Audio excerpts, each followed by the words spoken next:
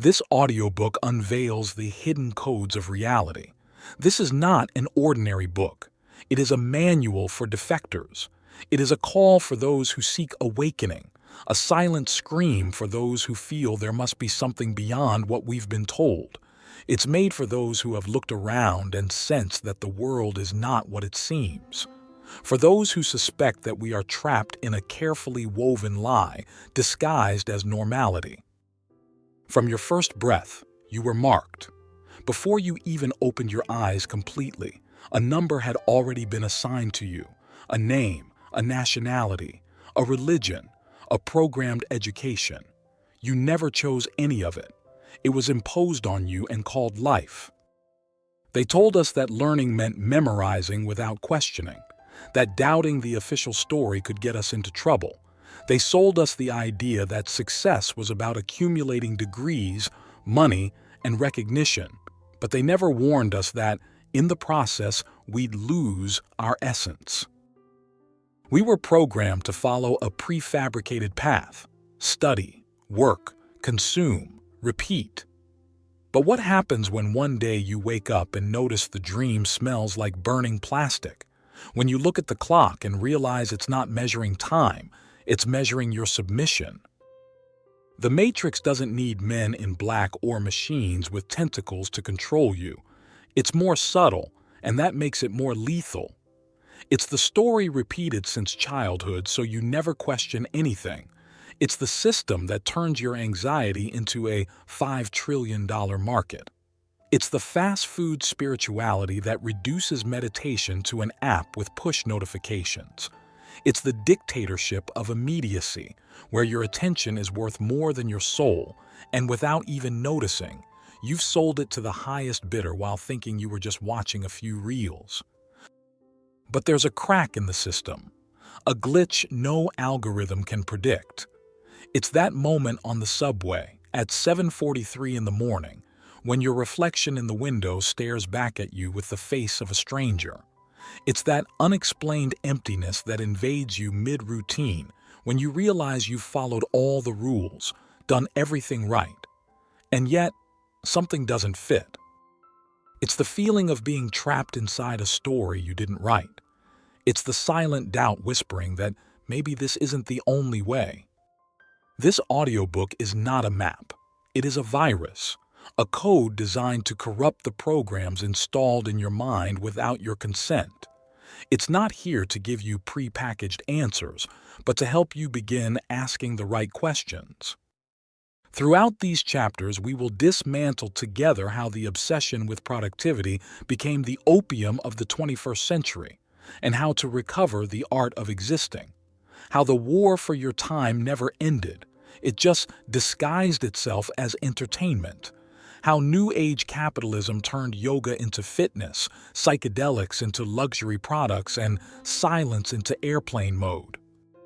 But before we step into the shadows, let's make a pact. Don't believe me. In fact, distrust even these words, because what follows is not a theory, it is a mirror. The Matrix is not just a conspiracy. It is a system sustained by collective ignorance. It needs no physical chains if it convinces you that you're already free. It needs no master if it teaches you to enslave yourself.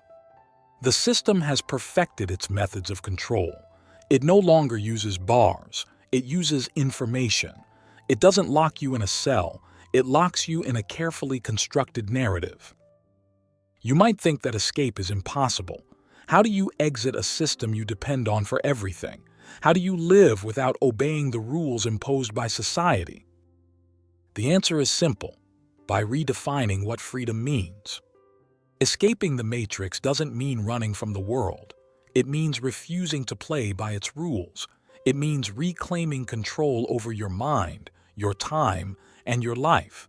It means questioning every idea you once took for granted and daring to write your own code.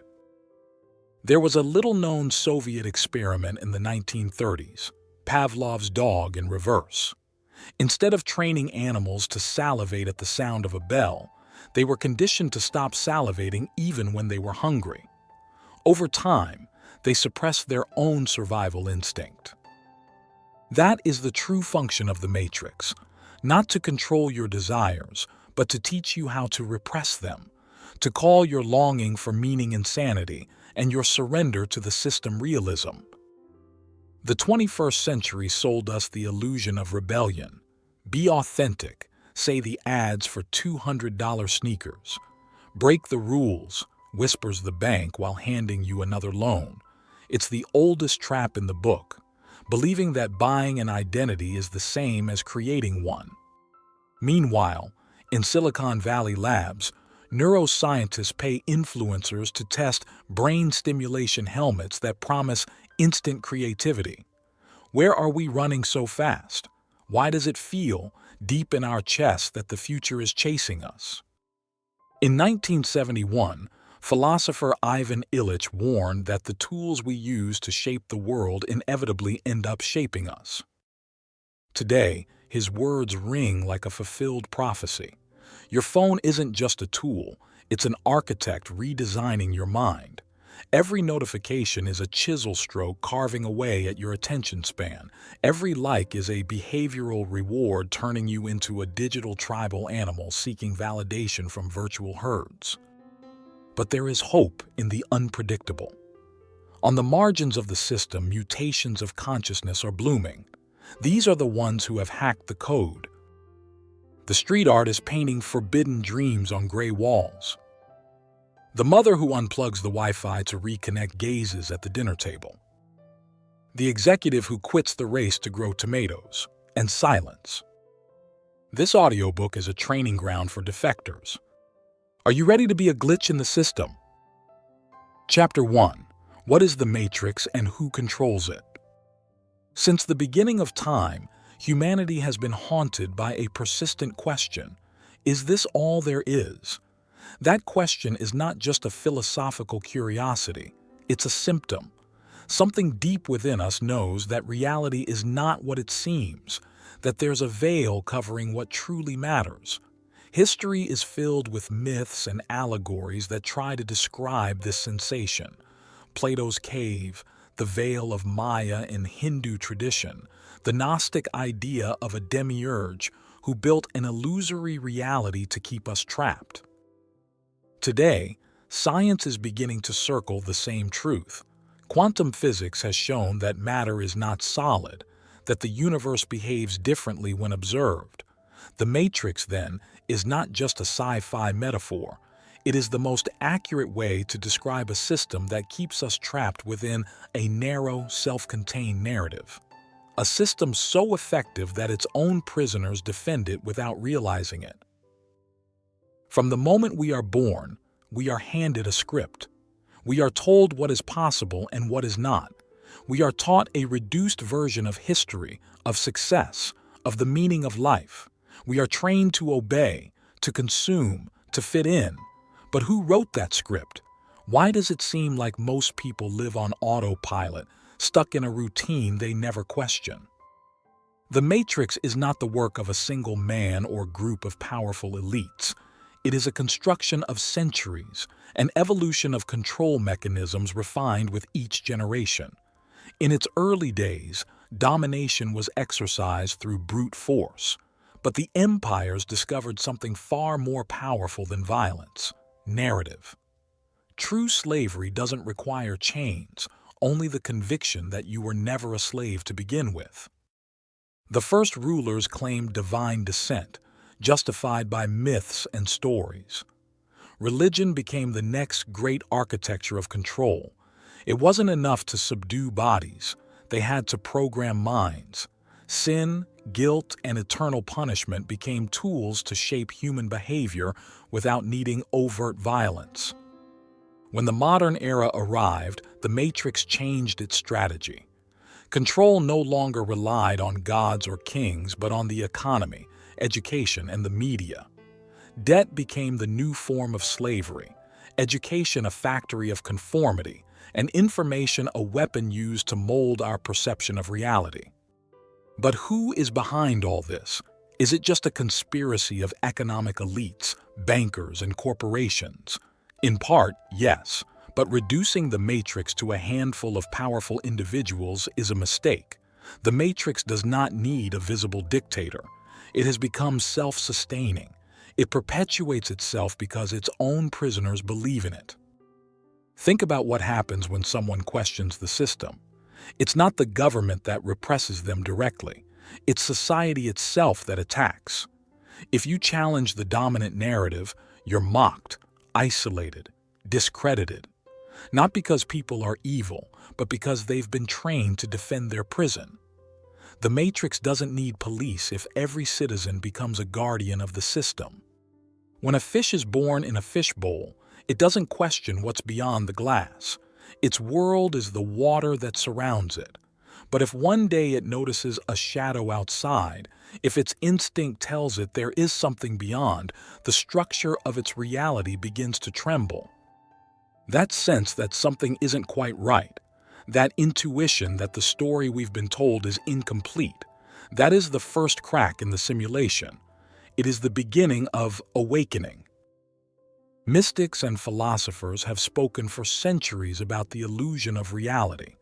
In many spiritual traditions, there is talk of a higher existence, a state of consciousness beyond the veil of ordinary perception.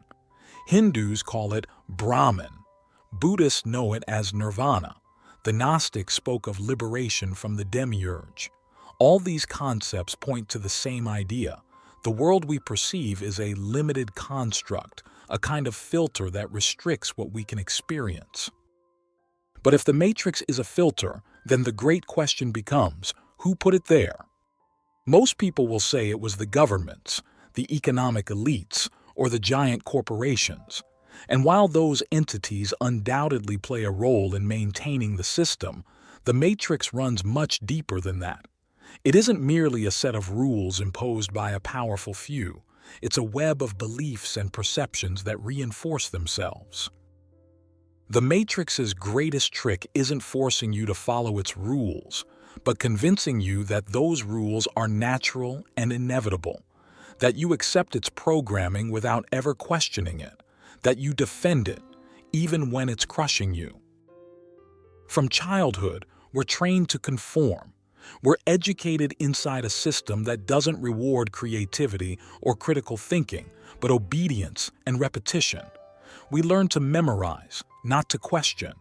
We're taught what's possible and what isn't, what success means and what failure looks like, which paths are acceptable and which are not.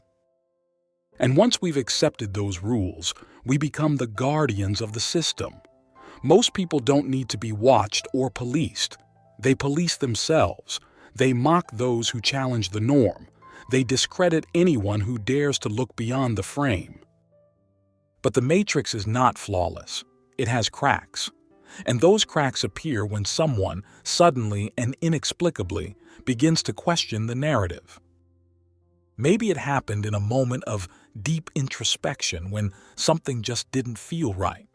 Maybe it was a conversation where someone said something that struck a chord. Maybe it was an experience that shattered everything you thought you knew. That is the bug the Matrix cannot patch. Despite all its control, it can't prevent certain people from waking up. It can't predict exactly when or how someone will peek behind the veil. Once you begin to see the glitch in the code, the system can no longer manipulate you the same way. Advertising stops working on you because you see its true purpose. The news no longer conditions you because you recognize how it's designed to shape your perception. The idea of traditional success loses its grip because you understand it was created to keep you running in place. But awakening is not easy. It's not the glorious cinematic moment where everything suddenly makes sense. On the contrary, it's uncomfortable. It's realizing that many of your certainties were manufactured. It's feeling alone because those around you are still trapped inside the system. It's witnessing people defend their own oppression. This is where many give up, not because they don't see the truth, but because the truth is too hard to accept. But there is one thing the Matrix can never control: the soul's yearning to remember who it truly is. History is full of those who tried to challenge the Matrix and were persecuted for it. Jesus was crucified for confronting the established power. Socrates was sentenced to death for teaching people how to think. Galileo was targeted for daring to say the Earth was not the center of the universe. History repeats itself over and over. The system eliminates, ridicules, or silences those who dare to see beyond. And yet, now and then, some cracks in the code grow too large to ignore. And when that happens, the Matrix deploys its most sophisticated strategy: co-optation. When an idea becomes too powerful, the Matrix doesn't destroy it. It turns it into a product. It tames it, packages it, and sells it as a trend. We've seen it with spirituality, which was once a path of transformation and is now a billion-dollar wellness industry. We've seen it with rebellion, which became a marketing strategy, where even banks tell you to break the rules. The Matrix knows its greatest threat isn't rebellion. It's true independence. Open resistance doesn't bother it, because resistance is easy to absorb. All it takes is to turn it into another feature of the system, another brand in the marketplace. But there's one thing the Matrix cannot manipulate: those who simply stop playing. The Matrix needs your participation to exist. If you attack it, you give it power. If you hate it, you feed it your energy. If you constantly denounce it, you remain tethered to it. The only real way out is to stop feeding it. That doesn't mean disappearing from the world. You don't have to go live in a cave or reject everything the system offers. It means operating on a different frequency, where the Matrix no longer holds power over you. And it starts by reclaiming control of your attention. The Matrix thrives by constantly distracting you with irrelevant problems, hollow entertainment, and carefully crafted crises that keep you in a state of fear. If you don't decide where to focus your energy, someone else will decide for you. The next step is unlearning. Everything you believe to be true about life was programmed into you since childhood. The rules of the game were established long before you were born. The only way to liberate yourself is to question everything. And then comes the hardest part: action. It's not enough to know the Matrix exists. Many people have awakened but remain trapped because their fear of the unknown is stronger than their desire for freedom. Exiting means making hard decisions, breaking inertia, daring to walk without a predetermined script. When you do, something incredible happens. You discover the Matrix never had as much power as you thought, that the rules were just illusions upheld by collective belief, that stability, success, and security were concepts designed to keep you running in circles. And when enough people awaken, the Matrix collapses on its own. Not because someone destroyed it, but because it simply stops mattering. When enough people stop playing the game, the system collapses by itself. There is no need for violent revolution or a war against the system. All it takes is for people to stop depending on it. The Matrix's control is rooted in the voluntary participation of its prisoners. Every time someone accepts its rules, every time someone is too afraid to challenge it, they reinforce it. But when someone quietly walks away, without fighting, without seeking validation, without trying to destroy it, the Matrix loses power. Look at those who truly manage to escape. They are not the ones shouting at the system or trying to gain followers for their awakening. They are the ones who simply step out of the equation. True independence is not a grand declaration of war against the Matrix. It is a silent act of autonomy. It is taking control of your life in such a way that the system no longer has influence over you. This means no longer measuring your success in terms of money, status, or social recognition. No longer seeking external validation to feel worthy. No longer consuming content created solely to distract you. No longer working to enrich others while sacrificing your time and energy. But most importantly, no longer fearing the unknown.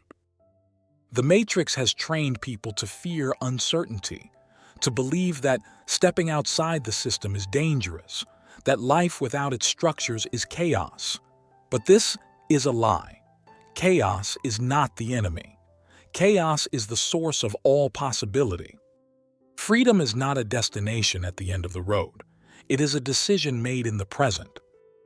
And when you decide that you no longer need the matrix ceases to exist for you. The final barrier that sustains the matrix is not economic or political. It is not technology or propaganda. It is psychological. The system has convinced people that they cannot exist outside of it. It has implanted fear of uncertainty, the need for validation, the dependency on external structures. It has trained us to feel comfortable inside the cage, even when the cage is consuming us. But the cage was never real. When you truly understand this, something inside you shifts. You stop playing the game without needing to announce it. You don't seek approval. You don't seek conflict. You simply walk in another direction. And that's when you realize the deepest truth. You were never a prisoner.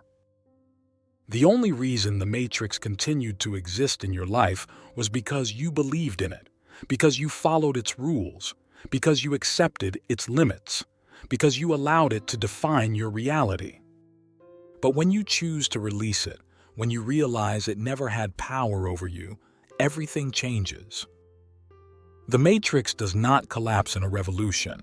It vanishes when enough people stop believing in it. And that is when you are truly free. Chapter 2. The Original Hack. If you were born inside a cell whose walls are invisible, how would you ever know you were a prisoner? From the moment you inhaled your first breath, you were marked. You were assigned a name, a number, and a role within a system that had already been designed for you. You had no choice. They registered you in a database, gave you a nationality, a language, a history, and without asking, they said, "Welcome to reality." But whose reality is this? Is it truly yours? From childhood, you were trained to obey without questioning. You were taught that education was the path to success, but no one told you it was designed to manufacture workers, not thinkers. They imposed upon you what you should pursue, what you should fear, what was allowed and what was absurd. They made you believe you were free, but only within the limits they had drawn. This was the original hack. They programmed you from birth and called it growth. They made us believe we lived in a world without walls, but it's what you cannot see that controls you the most. Imagine an elephant chained since infancy. For years it tried to escape, but the chain was too strong. Eventually, it stopped trying. It grew up believing that escape was impossible. One day, the trainer removed the chain. There was nothing holding the elephant anymore, but conditioned by its programming, it never tried to flee. Because the true prison was never the chain, it was the mind. The matrix doesn't need physical bars. It only needs you to believe they're there. Remember school. They taught you that success was measured in grades and that intelligence meant memorizing facts and repeating them. But what if the knowledge they gave you was carefully curated? Schools are not temples of wisdom. They are factories of conformity. Since the 19th century, the Prussian model of education has been implemented around the world with one clear purpose: to manufacture obedient citizens. Creativity was eliminated. Critical thinking was suppressed. The only thing that mattered was that you became a functional cog in the system. They taught you to fear failure more than ignorance. They forced you to fit into a mold. They told you which questions were acceptable and which should never be asked. And little by little, without even realizing it, you learned to stop questioning. They say money is freedom, but for whom? The Matrix sold you the idea that if you work hard enough, you'll achieve stability. But stability is just another word for modern slavery. They taught you to study in order to get a good job. Then they told you to get into debt so you could own a house, a car, material things. And so you spent the rest of your life working to pay off those debts. Is that freedom? The financial system is not designed to set you free. It's designed to keep you functioning within it. You work to pay taxes. You work to pay debts. You work to keep consuming. And when you finally reach retirement, you realize you spent your entire life trading time for money, and now you've run out of time. The truly wealthy don't work for money. They make money work for them. But you were never taught that, because the matrix needs you to keep running on its wheel. Think about television, social media, the algorithms that shape your perception of the world. Who decides what you see? Who writes the stories you consume? From the moment you wake up, your mind is bombarded with news designed to program you. Fear is the most effective control strategy. They tell you what crises to fear, what tragedies to follow, what scandals matter. They feed you a constant dose of uncertainty so you never have time to reflect on your own reality. If they control what you fear, they control what you do. If they control what you desire, they control what you consume. The matrix doesn't want you awake, it wants you distracted. The matrix's greatest trick was convincing you it doesn't exist. The most loyal prisoners are the ones who believe they're free. Those who are still asleep will defend the system more fiercely than its own creators. If you try to step outside the mold, they'll call you crazy. If you question the system, they'll say you don't understand how the world works.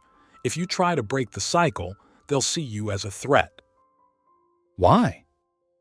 Because when you awaken, you force others to question their own existence, and not everyone is ready for that. But something has changed. More and more people are sensing that something doesn't add up. More and more minds are waking up. More and more people are looking around and asking, is this really all there is? There's a void in the system, a crack in the narrative, and that crack is your opportunity. If you've made it this far, if these words resonate with you, it means you've already seen the first glitch in the code.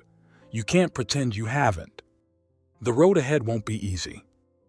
You cannot exit the matrix by using the rules it gave you. To break the system, you must learn to see reality from outside of it. The true prison isn't made of iron or concrete. It's mental. And the most perverse part is that most people don't just accept living in it. They defend it with pride. The matrix doesn't need guards or walls because the system has achieved the unthinkable. It has programmed you to be your own jailer. Since the day you opened your eyes to the world, they convinced you that freedom doesn't mean owning your destiny. It means following the path that was laid out for you. They gave you choices and made you believe that choosing among them was the highest expression of autonomy. But how can it be freedom when every one of those choices was designed by the same system? Is it truly a choice if every door leads to the same place? Think about politics. They make you believe you're shaping your country's future by voting every 4 years. But who really chooses the candidates? Think about the economy. They sell you the dream that if you work hard, things will go well for you. But who designs the rules of money and who actually benefits? Think about education. They promise that knowledge will open doors, but they don't tell you those doors all lead to the same corridor, where everyone is competing for the same scarce resources, within boundaries the system predetermined long ago. You don't need a guard to watch over you if your programming ensures that every time you question reality, you dismiss it yourself as insanity. You don't need chains if your routine trains you not to seek anything beyond it. The exit from the matrix isn't out there. It's not a button you can press or a door you can unlock with some secret code. It lies in the very moment you realize that your mind does not fully belong to you. Now the question is, are you ready to rewrite your destiny? Chapter 3. Fear, the Supreme Tool. Fear is not just an emotion. It is a weapon, a tool that has been perfected over centuries, shaped with surgical precision, turned into the most effective instrument of the matrix to keep you inside its system. There's no need for walls or chains when fear can be implanted directly into people's minds. There's no need for soldiers patrolling every corner if the victim is trained to self-limit. Fear is the invisible programmer of the matrix. You can't see it, you can't touch it, but it's present in every thought, in every decision you make without realizing it. It is the thread that moves the puppets of the system. You don't need a prison if people are afraid of what's outside. You don't need guards if every mind becomes its own jailer. From the moment you opened your eyes to the world, you were trained to fear. Not with shouts or direct threats, but with whispers disguised as caution. Don't do that, it's dangerous. Don't say that, people might judge you. Don't take the risk, you might fail. And slowly, without even noticing, you absorbed a belief that safety is the right path, that the known is the only acceptable choice, and that the unknown is a threat. But fear is a construction, and like any construction, it can fall apart. In ancient times, fear operated differently. Humans feared the unknown because their survival depended on it. They feared the dark because it hid predators. They feared scarcity because it meant death. But over time, that primal fear was transformed into something more sophisticated. It shifted from a biological alarm to a psychological mechanism of control. Today, fear is not a natural response to danger. It is an algorithm. We live in the age of hyperconnectivity, where information multiplies at a speed no human brain can process naturally. We were told that access to more data would make us free, but no one warned us it would also make us slaves to anxiety. Once fear was simple, now it's an unstoppable torrent of stimuli designed to keep us on alert. News, social media, advertising, entertainment, everything is programmed to remind you that something bad might happen, that you need to stay informed, that if you disconnect, something crucial might happen without you knowing. Technology has not only changed the way we live, but also the way we feel. Today, fear no longer shows up as an instinctive reaction to danger. It's a diffuse anxiety, a persistent sensation that something's missing, that something could go wrong at any moment. Where once fear helped us survive, now it helps sell. We've been made to believe that we need to be constantly watching, constantly alert, constantly connected. What if there's a financial crash? What if war breaks out? What if you lose your social relevance? The matrix has grown more subtle. It no longer traps you with visible walls, it traps you with notifications. Once, silence was part of life. People walked with their thoughts, they reflected, they had space for introspection. Now, silence has been replaced with immediacy. There is no time to look within when your attention is trapped in screens offering an infinite stream of distraction. But the big question is, who benefits from all this? Fear doesn't just control what you do, it controls how you think. You don't need physical bars when every one of your choices has been conditioned by the system since the day you were born. The matrix feeds on your uncertainty. It needs you to doubt yourself, to believe that without its structure you would be lost. If fear was once tied to survival, it's now designed to make you feel like you are never enough. Fear of failing, fear of being irrelevant, fear of falling behind. We were sold the idea that success depends on external validation. If you're not productive, if you're not creating content, if you're not staying visible, you disappear from the system, and disappearance is the new terror. Look around you. Everyone is running. Everyone is busy. Everyone is consuming. Everyone is producing. We were made to believe that silence is synonymous with failure, and that stillness is a form of defeat. But in ancient times, the great thinkers didn't need to be in a constant race. They reflected. They meditated. They took time to question reality. Today, stopping is almost an act of rebellion. The matrix wants you constantly distracted. It wants you chasing an invisible goal, because when you're running, you're not thinking, and when you're not thinking, you're not questioning. The ancient sages understood something we've forgotten. Fear loses its power in silence. Before the digital age, humans had time to be bored, to contemplate, to sit and watch the fire and simply exist. But now, every minute must be filled with stimulation. The modern mind doesn't know how to be still. We live in a world where millions are afraid to be alone with their thoughts. They prefer constant distraction to facing the discomfort of asking who they really are. The Matrix programs you to fear your own mind. Ask yourself, how many times in the last month did you sit in silence? No phone, no music, no screens? Most people can't last 5 minutes without stimulation, because in that silence, truth appears. You've been kept asleep. You were made to believe that freedom is having more options within the system, when real freedom is learning to exist outside of it. But what if fear no longer existed in you? What if you didn't feel this constant anxiety to belong or to be enough? What would you do with your life? Fear is not just an emotion. It's the currency the Matrix uses to buy your obedience. If you fear losing your job, you'll keep accepting conditions you hate. If you fear rejection, you'll never dare to show who you really are. If you fear uncertainty, you'll always follow the pre-approved path. But there's something the Matrix didn't anticipate. Some people are beginning to see beyond it. Before the digital era, fear was more direct. Fear of hunger, of war, of death. Today, it's more sophisticated. The system no longer needs a police force to control you when hyperconnectivity has turned everyone into their own jailer. Where fear once spread through religion or family, it now spreads through algorithms. Every notification is psychological reinforcement. Every like triggers a chemical reaction in your brain. Every viral tragedy reminds you that the world is dangerous and that you need protection. What they don't tell you is that protection always comes at a price: your mental autonomy. Think about it.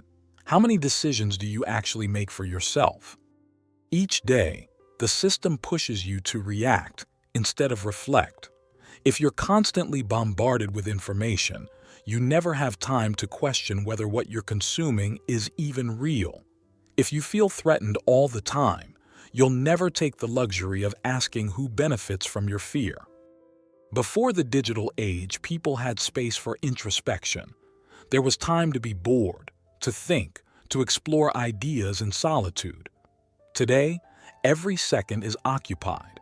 If you run out of stimulation, you reach for your phone. If you feel emptiness, you fill it with distractions. Silence is an art we're losing. But here's the truth the Matrix doesn't want you to discover. If fear is the programming, introspection is the code that erases it. When you start observing your fear instead of reacting to it, something shifts. You begin to notice the invisible strings guiding your life.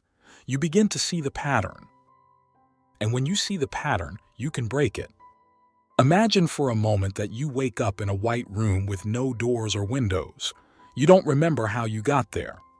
At first, anxiety takes over, but soon a screen on the wall lights up. You are safe. There is nothing outside. Everything you need is here.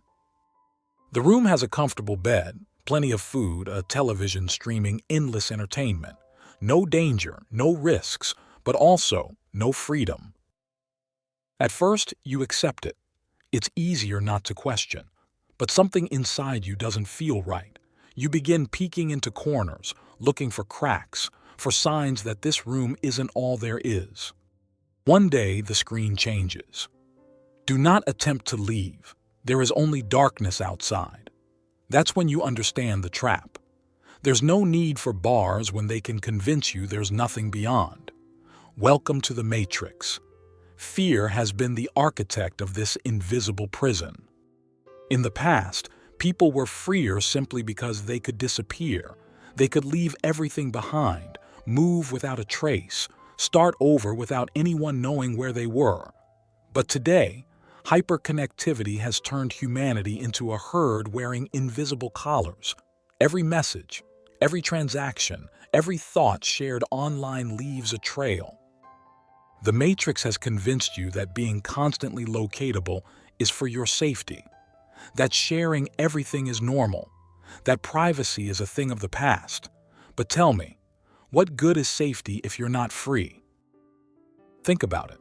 Once, poets and philosophers had time to wander, to contemplate, to get lost in thought without interruption. Now, every quiet space in your mind is colonized by a notification.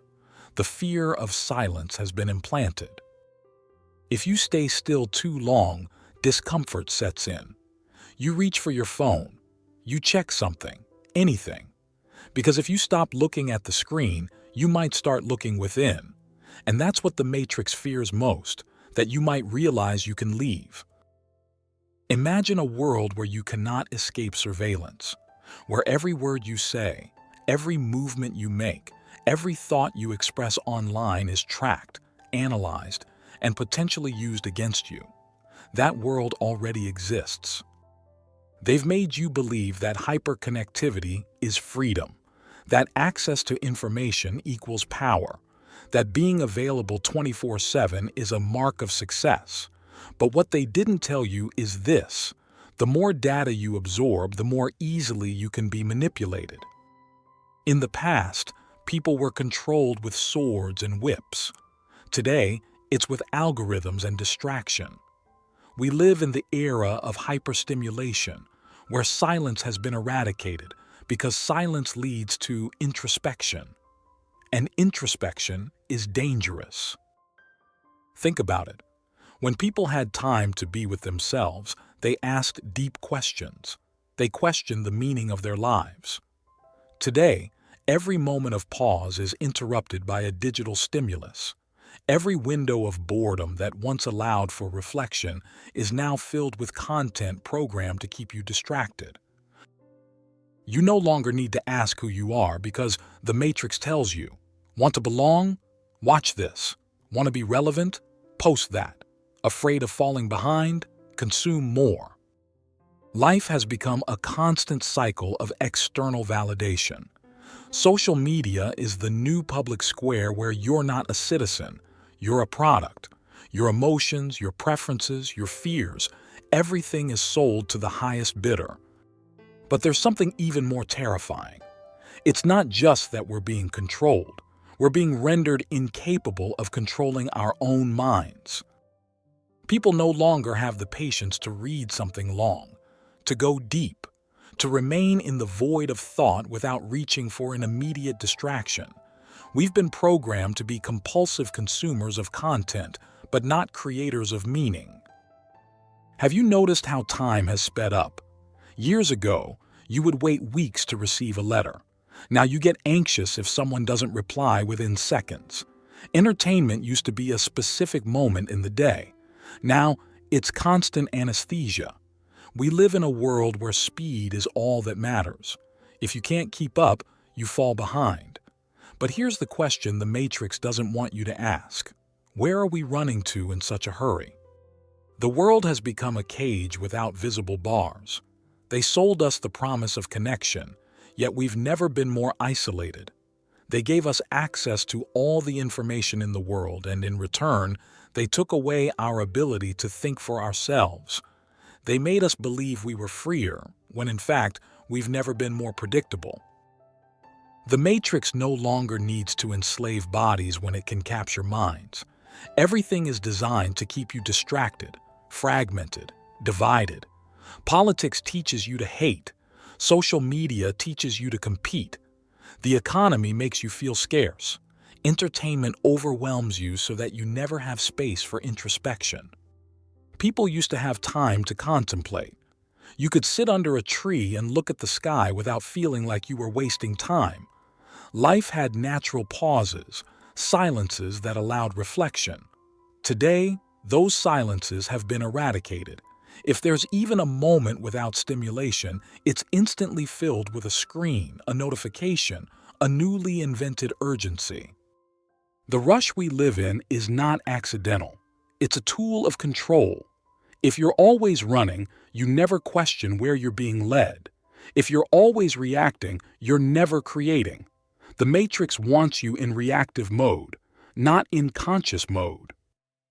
People once trusted their intuition. They knew when something didn't feel right, when a situation wasn't natural. Today, intuition has been replaced by algorithms. You don't decide what to read, what to see, what to think.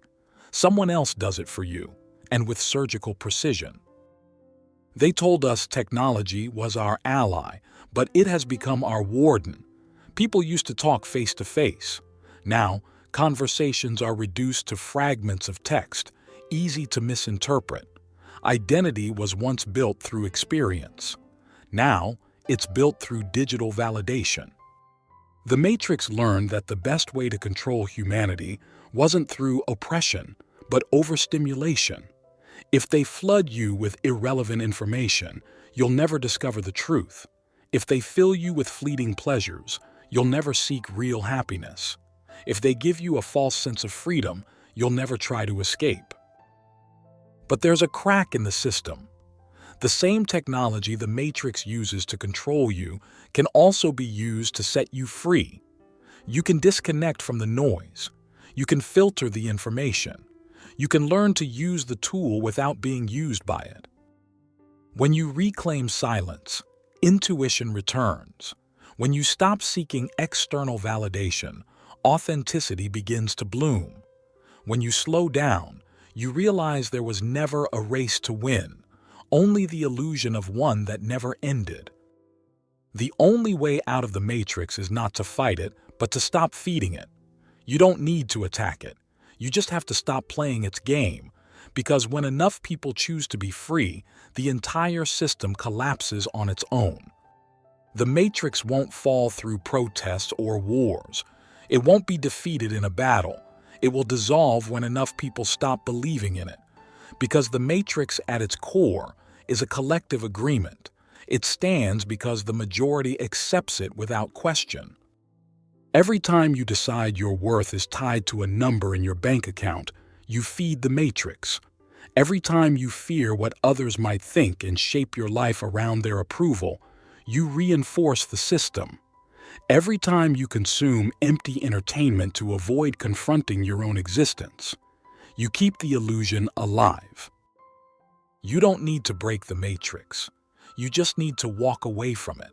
And I don't mean hiding in the mountains or living in a cave. You don't need to disappear from the world. You need to reclaim your autonomy within it. Remember, the system doesn't fear you because you fight it. It fears you because you become irrelevant to its existence. The real revolution is not direct confrontation.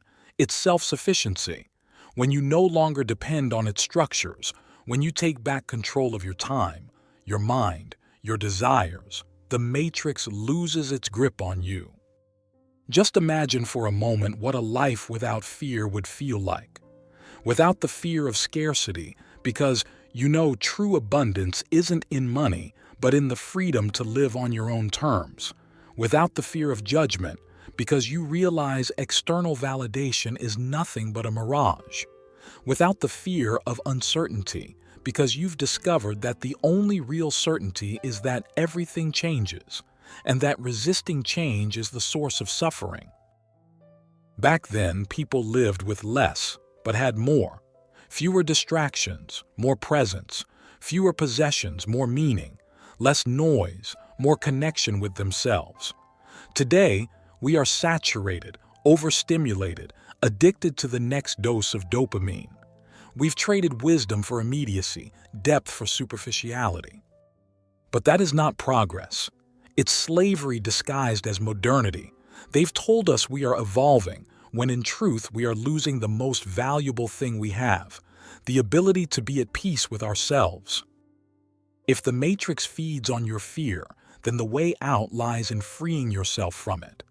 If it survives on your dependence, the key is to reclaim your autonomy. If it controls you with distractions, the answer is to redirect your attention toward what truly matters. It's not about rejecting everything the modern world offers. It's about using it consciously without letting it use you. because the problem was never technology or money or society. The problem begins when we let those things define our identity, shape our choices, dictate our purpose. Escaping the matrix doesn't mean running away from the world. It means walking through it without being owned by its illusions. It means being a lucid observer among a hypnotized crowd. It means choosing each day with full awareness instead of moving through life on autopilot. Because true freedom is not in destroying the system. It lies in remembering you were never truly part of it. The rush we live in isn't accidental. It's a strategy. When everything moves too fast, there's no time to question, no time to resist. The Matrix has trained us to measure success by speed, faster, more efficient, more productive. But where exactly are we rushing to? We've been convinced that happiness is a checklist, that the purpose of life is material progress, that we must be in constant motion, unaware that the faster we run, the further we drift from ourselves. But here is a truth no one wants to face. Modern life is a trap. Look around you. Are you happier than the generations before you? Do you feel more in control of your destiny? Or are you beginning to realize that, despite all this technology, you are more enslaved than ever? Once work ended when you left the factory. Now, we carry the office in our pocket. Information used to be scarce. Now, disinformation is endless. In the past, we feared war or poverty.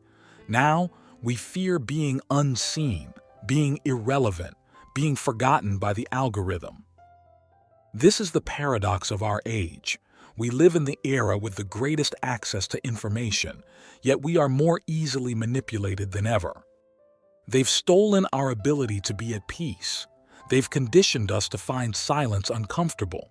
They've programmed us to believe that introspection is a waste of time. They've filled our world with noise because noise prevents awakening. But here is the key. The first act of rebellion is to take back control of your attention. If you don't choose where to focus your energy, someone else will do it for you. If you don't decide what information you consume, you will be fed propaganda. If you don't filter which thoughts you allow into your mind, you'll become a puppet of the system. The Matrix doesn't trap you with chains, it traps you with distraction. If you want out, start here. 1. Redefine what success means. It's not running faster, it's learning to stop. It's not accumulating more, it's learning to let go. 2. Learn to be in the void. Silence is not the enemy. It is the space where ideas are born. 3. Protect your mind as you protect your body. You wouldn't feed yourself poison, so why are you feeding your mind garbage? 4. Stop playing the game. You don't need digital validation to exist. You don't need to race to prove your worth. 5. Ask yourself who you were before the system programmed you. Do you remember what you wanted as a child? Do you remember what made you feel alive before fear told you it wasn't possible? The Matrix wants us busy. It wants us reactive. It wants us anxious and dependent. But when you regain control over your mind, you break the code. When you choose where to focus your energy, the system loses its grip on you. Because the only way to win this game is to stop playing it. Chapter 4. The Bedouin Paradise, the Last Free Tribe.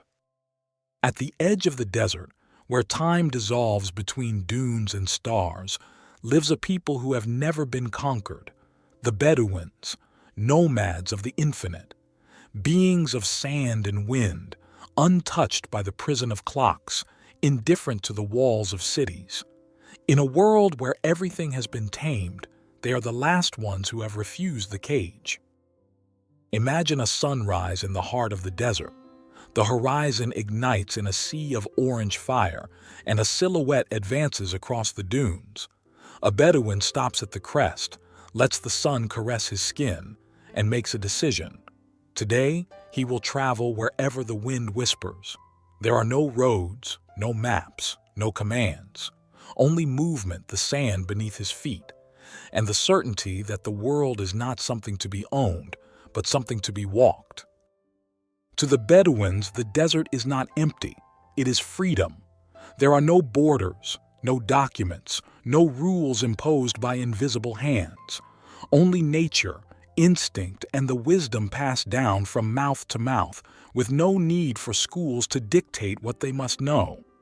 They live as though the earth is theirs, not because they own it, but because they've learned to flow with it.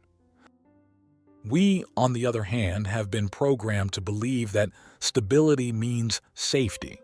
They told us that home is a house, that identity is a document, that purpose is a title. They locked us in structures they called progress, but the Bedouins proved that all we really need is an open sky and the courage to walk. A modern man used to cities and screens might look at a Bedouin and think, "What a hard life. No air conditioning, no supermarkets, no comfort." But the Bedouin would look back with a silent smile and reply, "And you? Why did you trade your freedom for a gilded cage?" Because what's harder? To cross the desert with only the wind for company, or to wake up every day in a world where everything is measured, taxed, and regulated, where even the water you drink has an owner, where your time doesn't belong to you? The modern man is a slave surrounded by comforts. The Bedouin is a king without a crown. This isn't about literally returning to the desert, but about understanding what we've lost. Somewhere in history, we forgot we were nomads, that we weren't born to be trapped in offices, but to walk, that our bodies weren't designed to hunch over screens, but to feel the sun on our skin. That life isn't a blueprint drawn on paper, but a journey where each day is an unknown destination. The Bedouins don't believe in haste, because they know time is an illusion.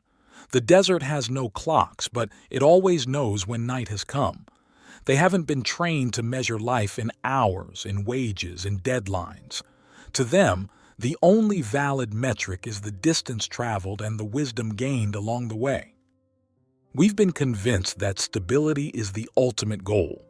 We were sold the idea that putting down roots is maturity, that building a routine is the right thing, that being predictable is synonymous with responsibility.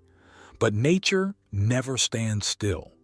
The river flows, the wind shifts, the moon is never the same.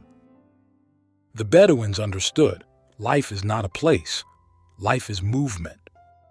And if they can live without being tied to a system, if they can travel without passports, love without contracts, and exist without needing a salary, what does that say about the rules we've been given? Maybe the first step toward true freedom isn't escape. It's remembering. Remembering that before we were citizens, before we were employees, before we were consumers, we were something else. We were walkers of the earth. The human body was designed to move, to run barefoot across hot sand, to climb mountains, to dive into icy rivers, to feel the sun and the wind without fear. And yet, we were trained to forget this. We were made sedentary, tied to chairs and desks, convinced that comfort is the highest ideal. The Bedouins know better. To them, the body is their home. They have no cement houses because their refuge is their own strength. In the modern world, when someone feels unwell, they seek out medicines and therapies. A Bedouin listens to his body, aligns himself with the climate, with food, with natural rhythms. He does not fear the cold or the heat because he has learned to live with them rather than run from them. We have lost that connection. We have become fragile inside our supposed strength. A Bedouin can walk for miles without tiring, can endure the sun without artificial protection, can sleep on the sand and wake up more energized than someone who slept in the most expensive bed in the world. Why? Because he never disconnected from the earth. He never disconnected from himself. Prisoner bodies. The modern world has physically domesticated us. We've been told that the body is just a machine, that it wears down, that it breaks, that it must be treated as something fragile and dependent. But the human body is the greatest piece of engineering ever created. It is adaptable, resilient, perfect in its design. The Bedouins understand this. They don't need gyms. They don't need diets curated by experts. They simply live the way humans have lived for thousands of years. They move, walk, run, climb, carry what's needed. They don't work out. They simply exist in the way the body was meant to exist. We, on the other hand, became prisoners of chairs, of screens, of routines that wither us. We've become so estranged from our own biology that now we need trainers to tell us how to move, dietitians to tell us what to eat, doctors to tell us how to heal.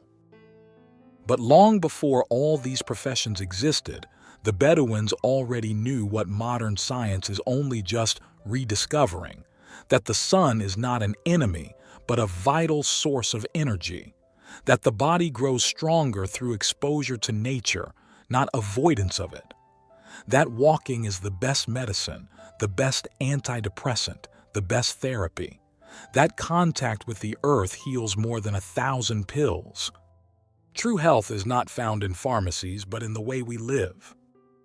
The Matrix sold us the myth of absolute comfort. It made us believe the goal is a life without discomfort, without cold, without heat, without effort, without pain. But discomfort is what keeps us alive. It is what makes us strong. The Bedouins don't seek comfort. They seek harmony. They don't need luxury mattresses, but they know where to find the softest sand to sleep on. They don't have air conditioning, but they know how to follow the shade and move with the wind. They don't eat 5 times a day out of habit. They eat when they truly need to. The Matrix convinced us that discomfort is a problem, but what weakens us is not the cold or the effort, it's the absence of them. A body that never feels cold forgets how to warm itself. A body that never feels hunger forgets how to digest efficiently. A body that never moves becomes its own prison. The Bedouins know this. That's why, instead of avoiding discomfort, they adapt to it. They turn it into a source of strength. We instead spend fortunes trying to artificially recreate what they have known for centuries. We pay for survival experiences they live every day. We buy high-tech shoes to run while they still go barefoot. We seek spiritual retreats while they find peace in the hot sand of every sunrise. It's not about abandoning everything and becoming nomads. It's about reconnecting with our own bodies, about listening to what the system taught us to ignore. When you wake up, instead of looking at your phone, feel your breath. When you walk, do it with awareness, feeling each muscle. When you eat, ask yourself if it's real hunger or just a conditioned reflex. When you feel cold, allow yourself to experience it without fear.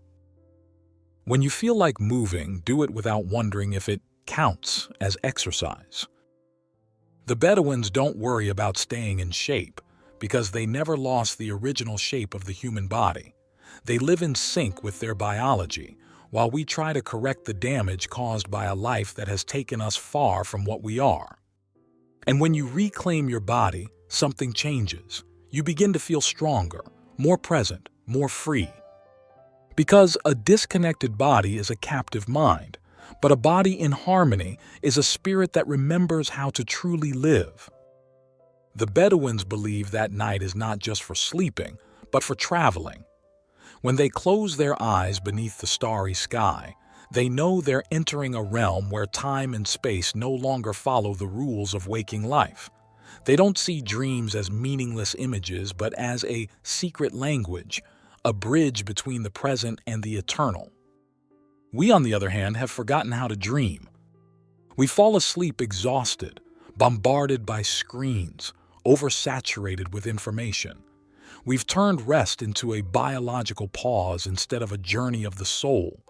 But the Bedouins know, when dreams are lost, the waking path becomes blurred. In the modern world, sleep is seen as an inconvenience, a break that interrupts productivity. People measure their rest in hours, cycles, brain phases. They obsess over the quantity of sleep while ignoring its quality.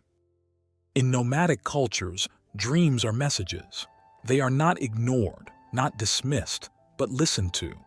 A Bedouin may wake in the middle of the night with a strange feeling and will know the desert has spoken. He won't look for logical explanations. He won't say it was just a random thought. He will simply pay attention. We, on the other hand, have learned to forget. As soon as we wake, the world drags us back with notifications, tasks, and obligations. Every morning, our dreams vanish before we can even catch them. We've been programmed to ignore what happens when our eyes are closed. We were told the mind is only useful when awake. But the Bedouins, like shamans, mystics, and travelers of every era, know that consciousness doesn't shut down when we sleep. It simply shifts frequency. In ancient times, dreams guided people's destinies. Pharaohs consulted them before making decisions. Shamans used them for healing. Ancient seafarers saw them as signs from the ocean.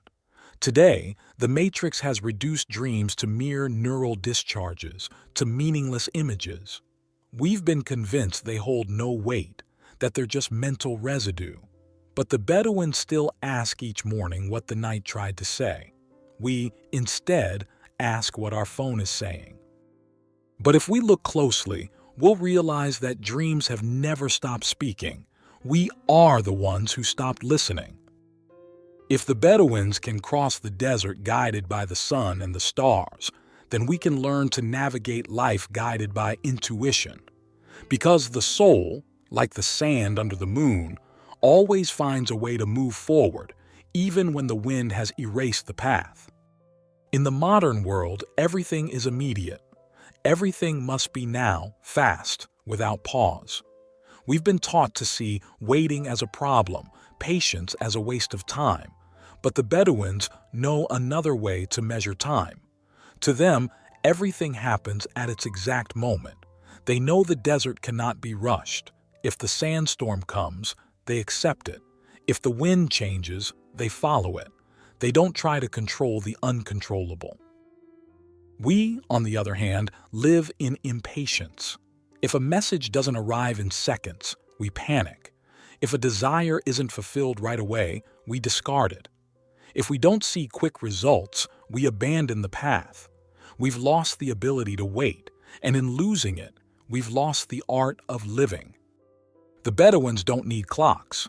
The sun, the wind, and the stars are enough. They don't need calendars because they know life does not conform to schedules.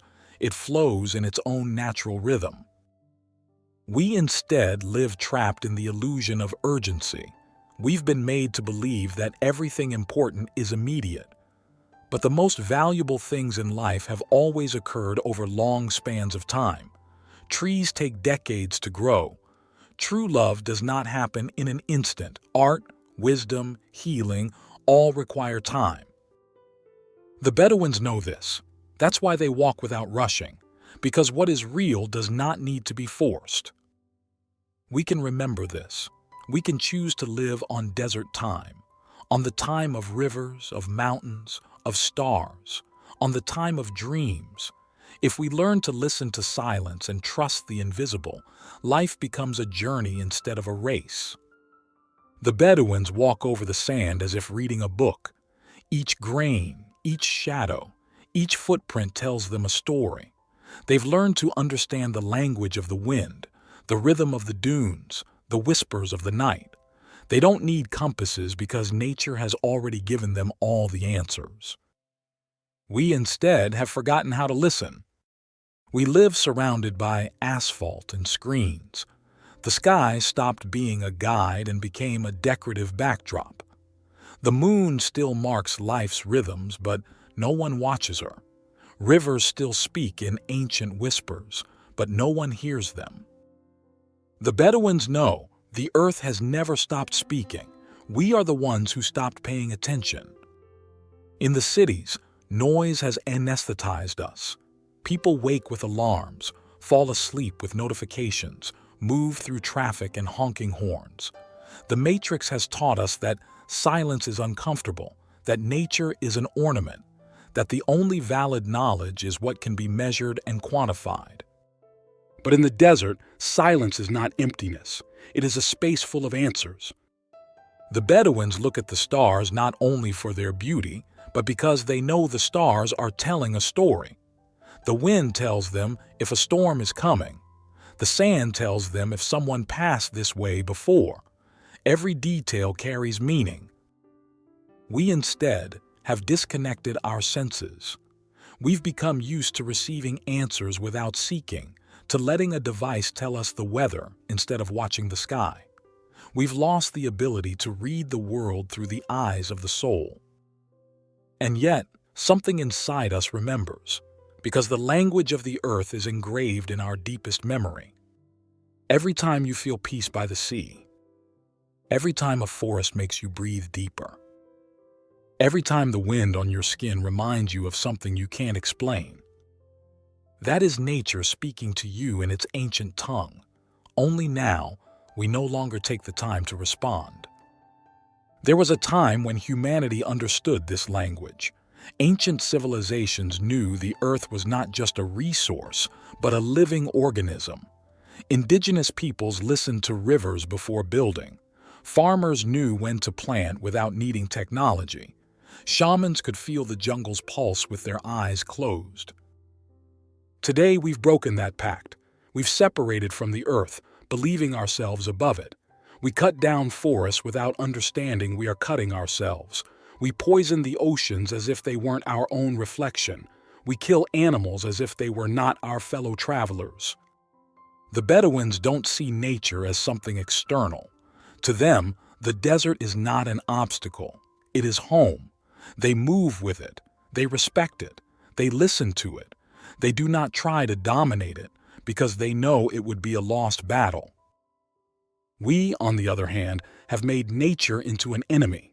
We exploit it, fence it into parks, reduce it to a consumer object, and now we are paying the price. The modern world is full of anxiety, stress, and disconnection because we have lost our root, because the human soul was not made to live separated from the earth. If you want to find peace, don't look for more possessions. Seek more connection with what is real. Step outside. Walk without direction. Listen to the wind. Touch the earth with your bare hands. Because the wisdom you seek is not in a book or a video or a self-help course. It has always been waiting for you in nature. There is a Bedouin story that tells of a traveler who came to the desert many years ago, searching for answers. He was a man from the city, used to noise, to clocks, to urgency. He approached an old Bedouin elder and asked, "How can I find peace? How can I quiet my mind?" The elder didn't answer. He simply pointed toward the horizon and said, "Listen to the wind." The man frowned, confused. He expected to receive some profound lesson, words of mystical wisdom, but all he heard was the wind brushing across the dunes. "I don't understand," he said. The old man smiled and replied, "That's the problem. It's not the wind that doesn't speak. It's you who have forgotten how to listen." The traveler spent days in the desert. At first, his mind resisted. It wanted distractions, explanations. But slowly, he began to notice something. The rhythm of his heart matched the rhythm of the wind. The silence of the desert wasn't empty. It was full of meaning. For the first time in his life, his mind stopped shouting and began to whisper. When he finally returned to the city, something inside him had changed. He no longer searched for answers in the noise.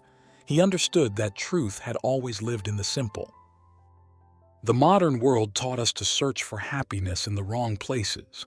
It made us believe that the purpose of life is to accumulate, to advance, to conquer. But the Bedouins remind us of something we've forgotten. The purpose of life is not to reach any destination. It is to be fully present along the way. We live in a time where everything must have a defined purpose. If you do something, it must generate money. If you study, it must be to land a job. If you travel, it must be to show it on social media. We've lost the art of doing things for their own sake, walking with no particular goal, reading without an agenda, staring at the sky without needing answers. The ancient pilgrims understood this. They knew that the act of walking itself was an awakening. They were not looking for an end, but for what would emerge along the path. Today, everything has become a race. If you're not moving forward, you feel like you're failing. But where are we really going? We were taught that happiness lies at the next goal. We were sold the idea that life is a ladder, and every step takes us closer to something better. But no one told us that the ladder has no end. You look around and see people who have achieved everything: money, success, recognition, and yet they still feel empty. They're still chasing more, because the matrix never lets you arrive. There's always something else you must do before you can be happy.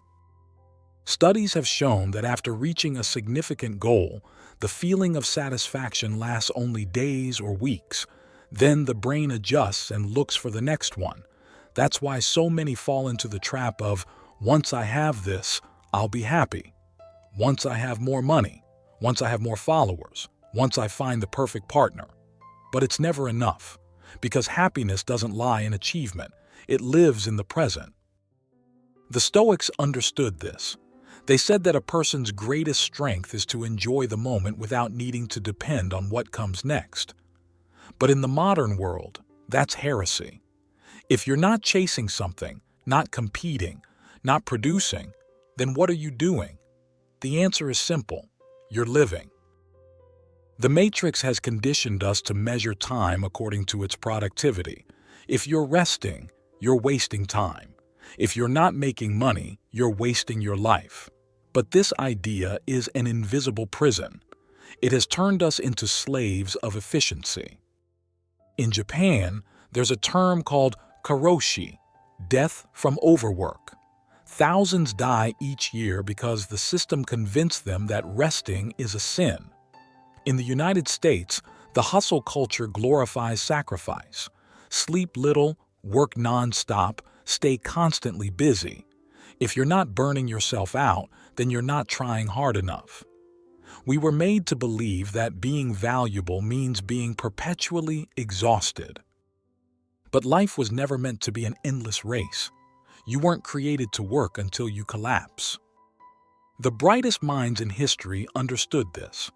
Einstein had long periods of inactivity where he simply walked and daydreamed. Da Vinci would spend hours doing nothing, observing, letting inspiration arrive on its own. The most creative moments don't happen when you're overloaded. They emerge in the empty spaces, in free time, in contemplation. But we've been trained to feel guilty if we're not busy. If a day goes by without doing something productive, we feel ashamed. If you take a sabbatical, they call you irresponsible. If you reject the idea of working until you're 65, they say you're not being realistic. But the question no one asks is, realistic for whom? Why do we accept a system where we spend most of our lives working just to enjoy a few years of rest when our bodies can no longer savor them? Why do we allow the Matrix to dictate how we should spend our time? In the 19th century, a group of Parisian intellectuals emerged called the flaneurs. They were people who strolled without aim, without hurry, simply observing the world. They had no destination, no clear purpose. They were explorers of the moment, wanderers of thought. One of them, Charles Baudelaire, said that true freedom lies in walking without haste, without worry, simply absorbing the essence of life. Today, flaneurs would be seen as unproductive, people without ambition. But who is truly free? The one who runs endlessly without knowing why, or the one who pauses to contemplate and truly lives each moment? We live in an era where everything is measured, monetized, optimized. Even happiness has been turned into a product. But there's one thing the system cannot sell you: the ability to be at peace with the present. Children understand this. They don't think about the future. They play for the sake of play. They laugh without reason. They ask questions without fear of judgment. We, on the other hand, have forgotten how to do something without expecting a result. We've been convinced that everything must have an external reason, a validation, a recognition. But the truth is, the meaning of life isn't in what you achieve. It's in how you experience each moment. The greatest changes in life happen when you stop obsessing over outcomes and start moving with the rhythm of the universe. Think about the most important moments in your life, your best experiences, your most meaningful encounters, your biggest revelations. Did you plan them, or did they happen when you least expected? The Matrix has trained you to believe you must control every aspect of your existence, that you must plan every step, every investment, every relationship. But real life doesn't work that way. The most magical moments cannot be forced. Sometimes the best decision you can make is not to make one. It's to stop running, to sit under a tree without checking the time, to allow yourself to feel life in its purest form without the interference of urgency. Zen monks call it Wu Wei, the art of effortless action. It doesn't mean being passive. It means flowing with life without resistance, without anxiety, without the need to control everything. When you let go of control, life surprises you. When you stop running, the answer you were looking for arrives on its own. When you allow yourself to walk without destination, you discover you were already where you were meant to be. If the system wants you busy, what's the greatest act of rebellion? Stopping. If the Matrix wants you running, the greatest resistance is to walk slowly. If it wants you competing, the greatest victory is not to play its game. If it wants you to fear uncertainty, the greatest liberation is to embrace it. In a world where everyone runs without knowing why, the true sage is the one who learns to walk. Choose your own rhythm. Stop living by the system's deadlines. Stop feeling guilty for resting. Because real life is not a destination. It's the act of walking without haste. We've been taught to live as architects of our reality, to plan, to chart paths, to design strategies. But the universe isn't a building. It doesn't move in straight lines. It dances with unexpected turns and rhythms we don't always understand. And most of the time, our anxiety comes from trying to dance to a rhythm that isn't ours. The Matrix has programmed us to believe we must be the pilot of every moment, that we must control every outcome, anticipate every situation, foresee every problem. But nature doesn't work that way. The river doesn't decide where it's going. The seed doesn't force itself to grow. The wind doesn't ask which direction it should blow. Yet, we humans insist on controlling everything. We believe that if we're not in control, everything will fall apart. We believe that if we don't plan, we'll fail. We believe that if we let go of the wheel, we'll get lost. But what if that's not true? Ancient sailors knew there were two ways to travel the sea. One is to fight the current, to try to dominate it, to force it to go in the direction you want. The other is to read the tides, to understand the winds, and to use the ocean's strength in your favor. The first is exhausting. It wears you down. It fills you with frustration. It makes you feel like the world is against you. The second is liberating. It teaches you how to flow, how to trust the natural rhythms of life, how to understand that not everything depends on your effort. The Stoics called it amor fati, love your fate, not as resignation, but as the wisdom of dancing with what life brings you. Because when you stop trying to push the river, you realize it was always carrying you exactly where you needed to go. What you're seeking is also seeking you. The great mistake of modern thinking is believing that everything must be forced into existence. We were taught that if we want something, we must fight for it, sacrifice, suffer until we get it. But the great sages of history have said the opposite, that when you truly desire something and it aligns with your essence, life itself will bring it to you. The problem is, we've been taught to doubt. to believe we must cling, manipulate, control. But the truth is, the best things in life are never chased, they're found. Love doesn't come when you're desperately looking for it.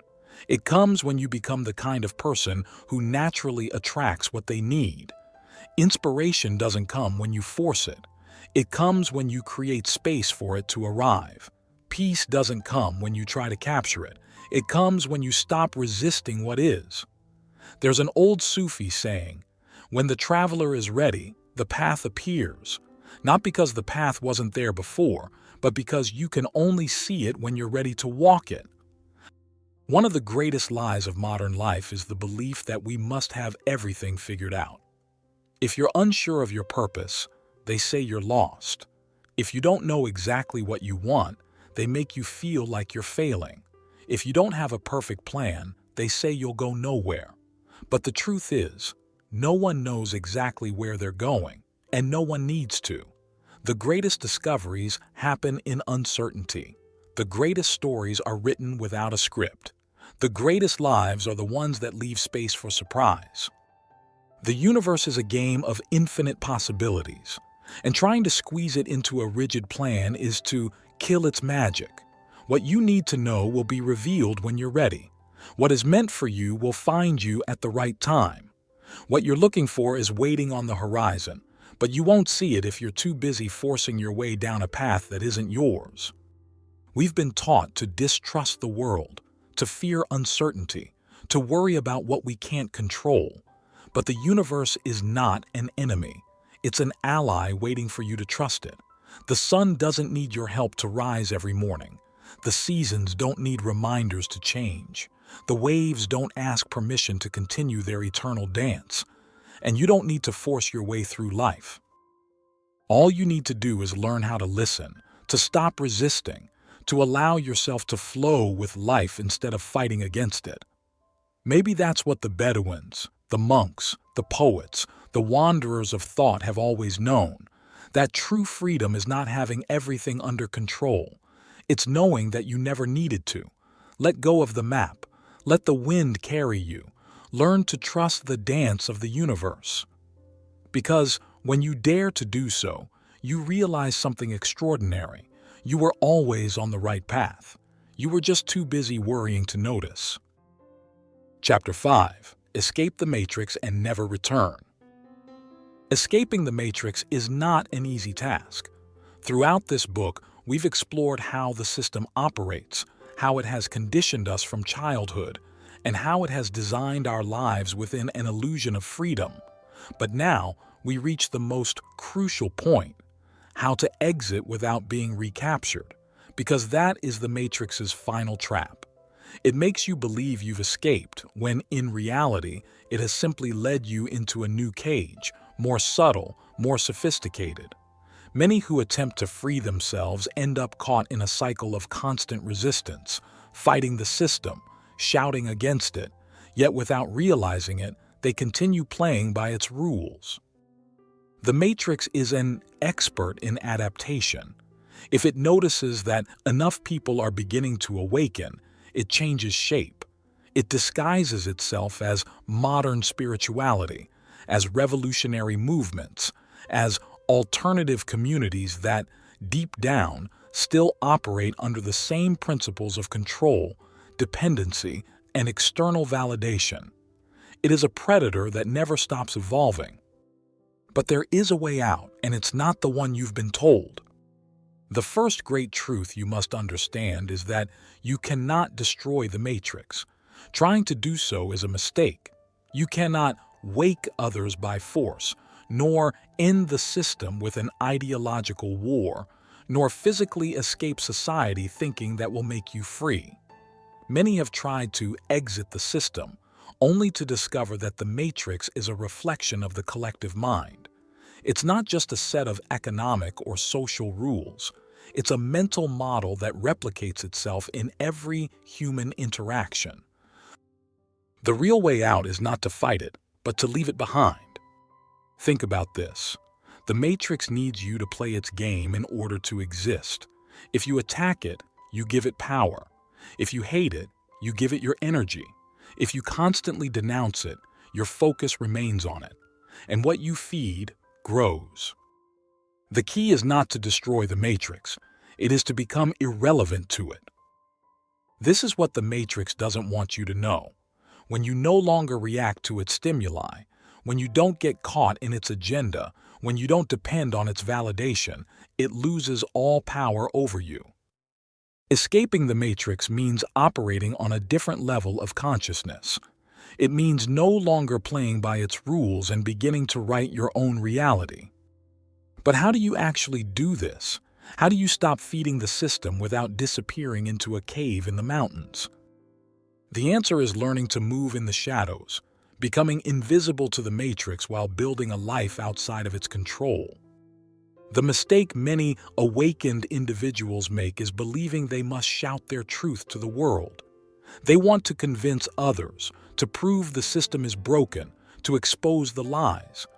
But the matrix has built-in defense mechanisms for this. If you become too disruptive, it mocks you, censors you, or turns you into a harmless product. The real exit is not preaching, it's moving without being detected.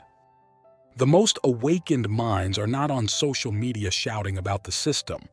They're not gathering followers to spread the truth. They are building their own realities without asking for permission. They are hacking the matrix from within, without the system being able to see them. This is called existential stealth. Learning to live in the world without being of it. Learning to use the matrix without being used by it. Taking what serves you and discarding what doesn't. Being a hidden player within the game. In the messages that follow, we will explore exactly how to achieve this in the key areas of life: economy, time, identity, and energy. Because escaping the matrix is not disappearing, it's moving at a frequency the system cannot control. If the matrix can't see you, it can't control you. The mistake most people make when trying to escape the system is believing that freedom lies in open rebellion. They stand in the public square, expose the corruption of the system, try to awaken others with passionate speeches, and without realizing it, they fall into the same old trap. They're still playing the same game, just from the role of the opposition. But the matrix doesn't fear those who rebel. It fears those who no longer depend on it. The system doesn't need your love or your hate. It only needs your attention. The true escape from the matrix is not a violent explosion, but a silent disappearance. The matrix is a predator, and like all predators, it's trained to detect movement. If you resist, it will chase you. If you fight it, it will consume you. But if you learn to move without being seen, without leaving traces, without reacting to its provocations, you become invisible to its system of control. That is the art of existential stealth, to operate within the world without being captured by it. And this stealth is achieved in 4 key areas: economy, time, identity, and energy. Hacking the economy. True wealth is not money. One of the most powerful pillars of the matrix is the illusion of money as the only path to survival. From a young age, we are conditioned to believe the only path is to study, get a job, go into debt, and spend a lifetime working to pay for things we never truly own. This is not an accident. The system is designed so that the average citizen spends at least 70% of their time generating wealth for others. The matrix feeds on your labor, your exhaustion, your need for financial security. But here's the trick. Money is just an idea. The mistake many make is believing that escaping the system means rejecting money altogether. No, escaping the matrix means no longer being its financial slave. This doesn't mean living in misery, but rather learning to play the game differently. Stop depending on a single income. A traditional job keeps you trapped in the matrix because your time is directly tied to your survival. True economic independence comes from having multiple income streams, preferably autonomous and decentralized. Redefine wealth. The Matrix sells you the idea that wealth is about having more things, but real wealth is having control over your time and your energy. What you truly need is not infinite money, but the ability to move freely without being tethered to the system. Invest in skills, not possessions. Money is unstable. Economies shift, but if you know how to create, build, trade, and adapt, you will always have resources. Learn useful skills that do not rely on the Matrix's structure: self-sufficiency, decentralized technologies, alternative commerce, art, self-education. Escaping the Matrix doesn't mean rejecting money. It means learning how to make it work for you without letting it control your life. The Matrix has conditioned us to believe that time is a scarce resource, that we are always racing against the clock, that if we're not producing, we are worth less. This is one of the system's greatest illusions. We were taught that success means being busy, that productivity is the highest virtue, that inaction is a sin. But here's the truth: time is not scarce. What's scarce is our attention. The Matrix doesn't just steal your money, it steals your perception of time. It makes you feel like every minute must be used to generate something, to prove something, to stay on the hamster wheel. But when you take back control of your time, the Matrix loses its control over you. Break the mindset of being busy. You don't need to fill every day with tasks to feel useful. Learn to distinguish between activity and real productivity. Practice conscious slowness. The Matrix hates it when people slow down, because it is in stillness that we begin to question the system's rules. Learn to do things with mindfulness, to take time to think, to feel, to simply exist. Design your own pace of life. The Matrix runs at a frantic speed because chaos and hurry keep people distracted. But you can design a lifestyle that flows with your own energy, rather than following the tempo imposed by the system. When you stop running after time, you begin to experience true freedom. The Matrix doesn't want you to know that you can live without its money system and without its urgency system. Because when you control your economy and your time, you stop being a cog in the machine and become a glitch in the system. And this is where the real escape begins. If there is one thing the Matrix fears, it is those who have understood the simplest truth. You don't need anyone's permission to be free. The system has convinced people that escape is impossible. It has taught us to accept routine, obedience, and resignation as if they were synonyms for stability. We've been programmed to believe that the only way to live is within the boundaries they've designed.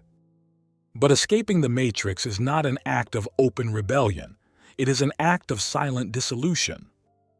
Once you've taken back control of your economy and your time, the next step is to recover the most important thing: your identity. They made us believe we are who they say we are.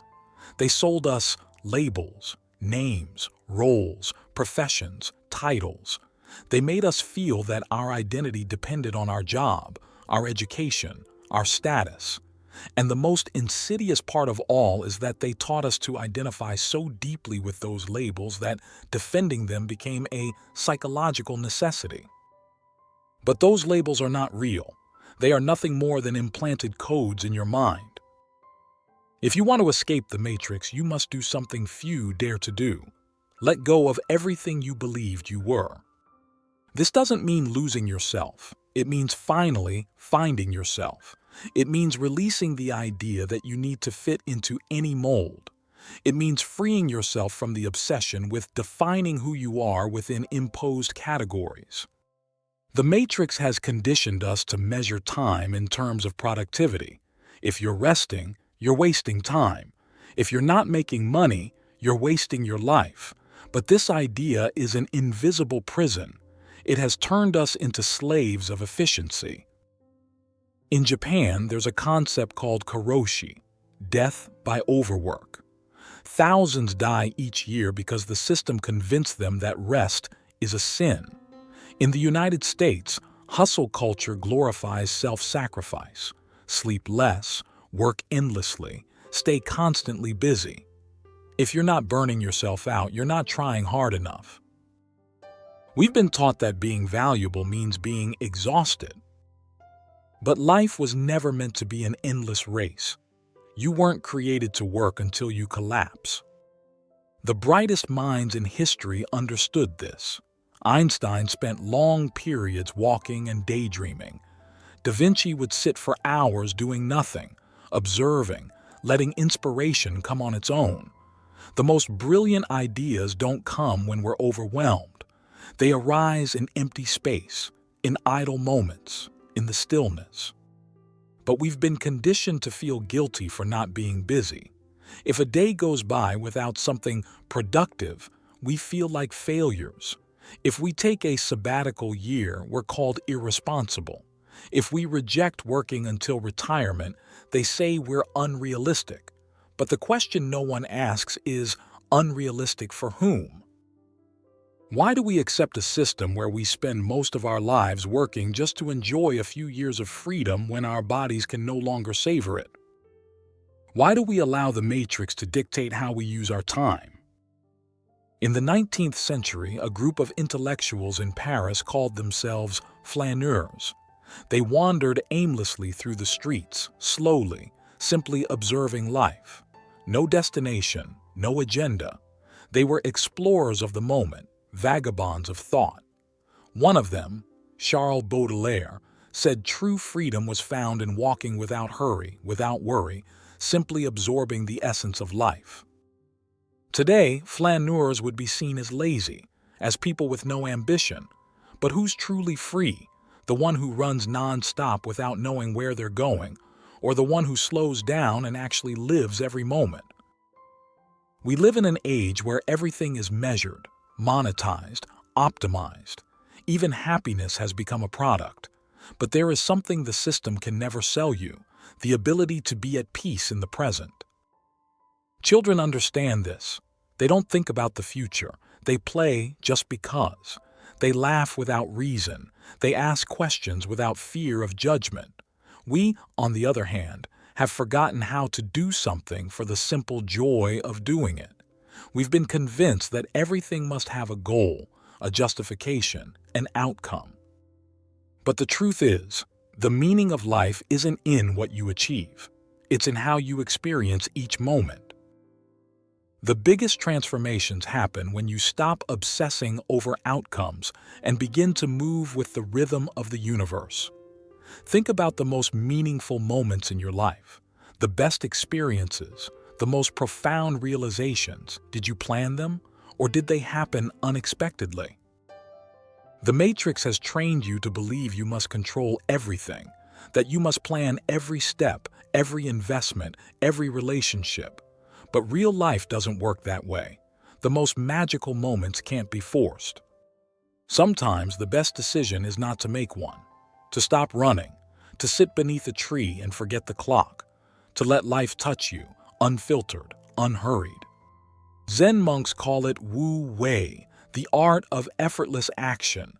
It doesn't mean passivity. It means moving with the current of life without resistance, without anxiety, without needing to control. When you release control, life surprises you. When you stop chasing, the answer you've been seeking appears.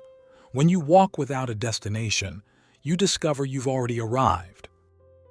If the system wants you busy, what is the most radical act of rebellion? To stop. If the Matrix wants you running, the greatest resistance is to walk slowly. If it wants you competing, the highest victory is to refuse to play. If it wants you afraid of uncertainty, the deepest freedom is to embrace it. In a world where everyone is sprinting blindly, the wise are those who learn to walk. Choose your own pace. Stop living on the system's schedule. Stop feeling guilty for resting, because real life isn't a destination. It's the act of walking without hurry. We were taught to live like architects of our reality, to plan, design, map everything out. But the universe isn't a blueprint. It's a dance. It moves in spirals, not straight lines. And most of our anxiety comes from trying to dance to a rhythm that isn't ours. The system doesn't want you to be free. It wants you to believe that freedom is always one step ahead, at the next promotion, the next car, the next house, the next purchase. But the finish line moves every time you get close. Because if you ever stopped running, if you paused long enough to truly observe the landscape, you would see the illusion. So how do we break the cycle? How do you hack a system that has trapped you so deeply that you've come to see your slavery as normal? The answer is simple. Disconnect from the game. Don't fight the matrix. Starve it. When you stop feeding the system with your time, your energy, and your fear, it begins to collapse. You don't need permission to be free. You don't need the world's approval to live by your own rules. Throw away the script you were given at birth and write your own. The system is designed to keep you stuck in compulsive consumption. But true wealth is not measured by what you have. It's measured by how little you need. The system wants you to rely on it for everything. But every skill you learn on your own gives you power. Learn to grow your own food. Learn to build. Learn to trade value without banks or institutions. The system wants you to think mindless entertainment is rest. But real recovery happens in silence, in nature, in creation. The system wants you to seek answers outside, but all the answers are already inside you. And here comes the Matrix's final trap. When you begin to awaken, the system makes one last move. It offers you a false version of freedom. It gives you packaged spirituality in the form of expensive retreats and self-help courses that only make you feel better without changing anything. It gives you alternative communities that still operate under the same control structure, just disguised with softer language. It gives you social media profiles full of awakened people who have only moved into a bigger cage. And if you're not careful, you might fall for the illusion that you've escaped when in reality, you've just been relocated. True freedom isn't sold in a course. It's not found in a group. It's not reached with a guided meditation. It's a brutally solitary act. It's the moment when you realize that nothing you were taught about the world is real, and that you have the power to create everything from scratch. It's the ability to say no to the system without fear, without guilt, without needing anyone's approval. You don't need to live in a cave. You don't need to reject everything the world has to offer. You just need to understand the rules well enough to break them without getting caught. That's when you truly start living outside the matrix. Escaping the matrix doesn't mean disappearing from the world. It means claiming your existence on your own terms. Many believe the only way to escape is to isolate themselves, to reject everything the system offers, to disconnect completely. But hiding is not freedom. The matrix is not a physical place you can run from. It's a mental control system that operates in every corner of society, in every structure we take for granted. You don't need to hide. You need to learn how to move without being trapped. The system doesn't want to eliminate those who challenge it. It wants to reabsorb them. It gives you new labels so you think you're free while still playing the same game. It lets you feel awake, but keeps you trapped in the need to prove it to others. It lets you be different, but seduces you with the validation of those who think just like you. Because the matrix doesn't just rely on control, it also relies on distraction. If it can keep you entertained in the struggle, if it can convince you that your purpose is to fight the system, then you're still playing the game. The true escape is not war. It's total indifference. The matrix is like a parasite. It only survives while you feed it. If you ignore it, it weakens. If you move outside its codes, it stops seeing you. That doesn't mean you have to become a hermit. It means you must live within the system without depending on it. The economy is designed to make you feel like you always need more, that you never have enough. But what they don't tell you is that true independence comes not from accumulation, but from self-sufficiency. When you no longer need to buy constantly to feel good, the system loses power over you. When you learn to generate your own value without relying on corporations or financial institutions, you become a free node within the network. When you choose what information to consume instead of being passively fed, whatever the algorithm spits out, you reclaim your mind. And here's the secret no one talks about. When enough people do this, the matrix collapses by itself. The system doesn't need everyone to be a slave. It just needs most of them to be. There's no need for a mass uprising. All it takes is enough individuals opting out of the game. That's why every person who escapes without fighting the matrix, without seeking validation, without entering ideological wars, is a crack in the simulation.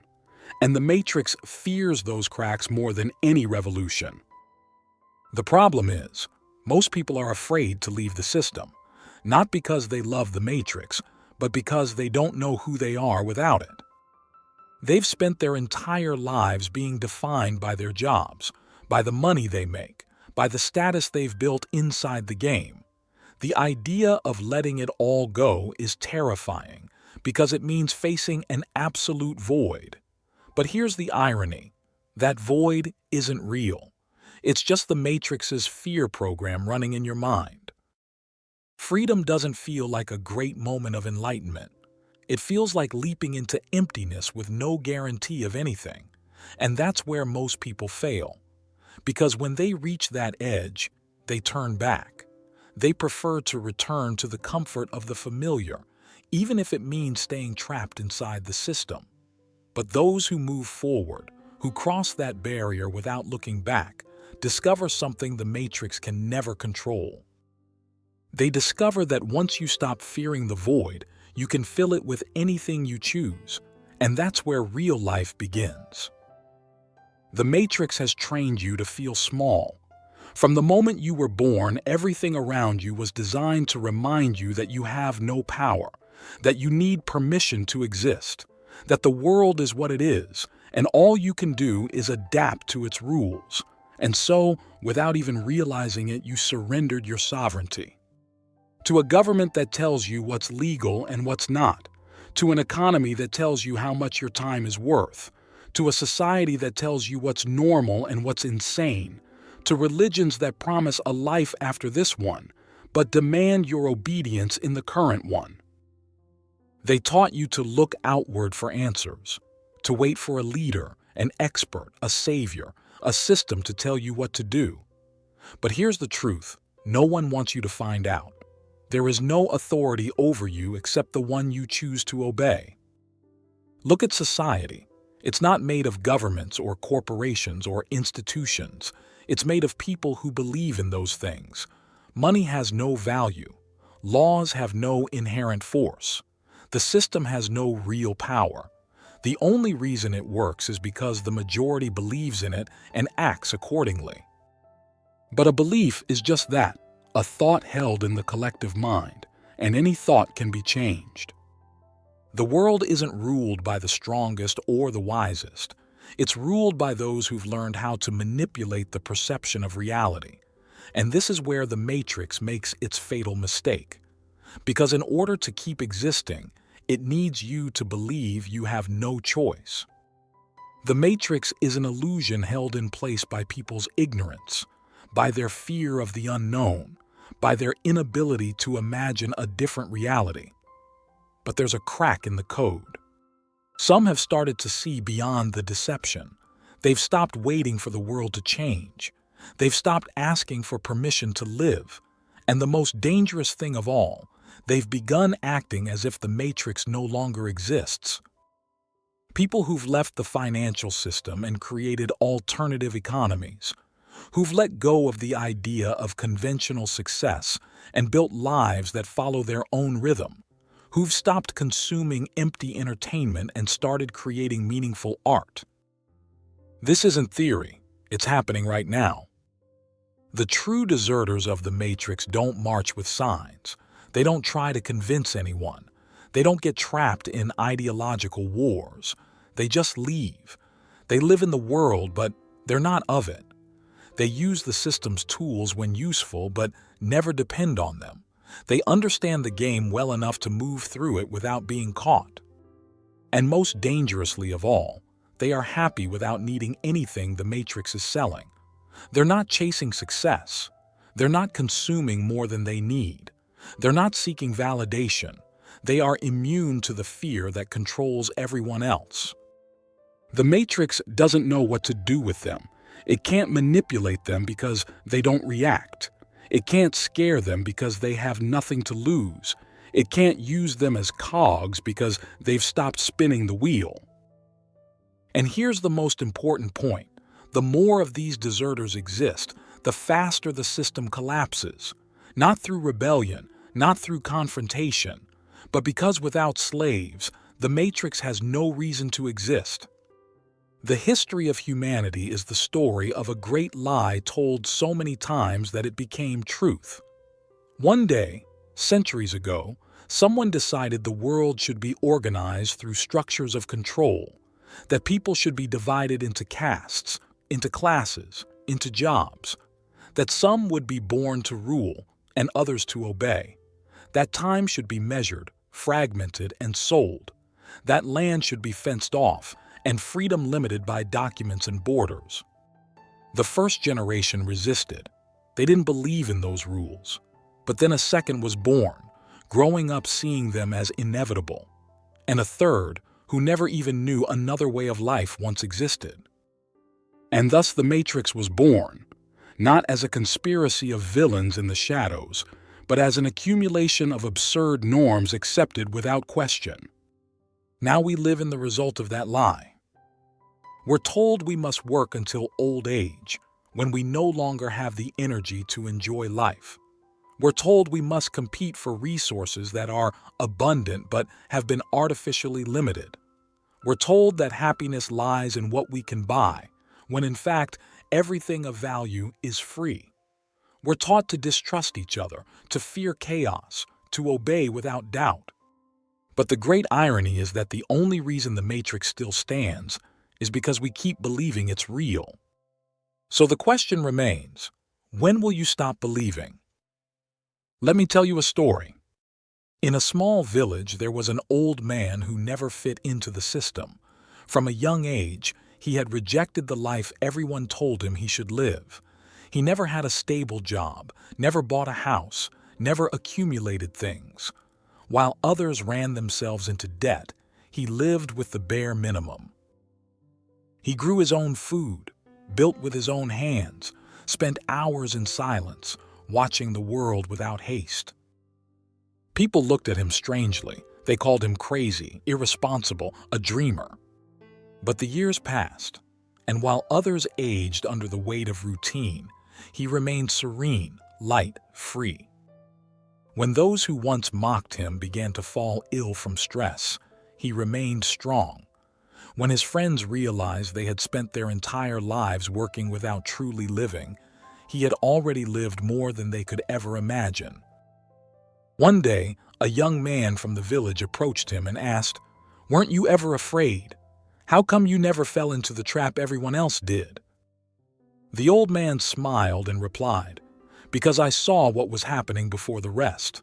I watched my parents run in circles that never stopped. I saw my friends suffer to buy things they didn't need. I saw people trade their lives for paper with no meaning." He bent down and picked up a handful of soil. This is real. The rain, the sun, laughter, love, that's what's real. Everything else is a story they told us, and I simply chose not to live inside that story. The young man stood in silence. Something clicked within him. For the first time in his life, he realized he could walk away. This is the truth the Matrix never wants you to discover. Everything is a story. Everything is a narrative, and you can choose not to follow it. You don't have to wait for the world to change. You don't have to convince anyone. You don't have to fight the system. You just have to stop participating in it. Stop buying what you don't need. Stop seeking validation in others. Stop selling your time for money if there's another way to live. Stop acting like the Matrix is the only option.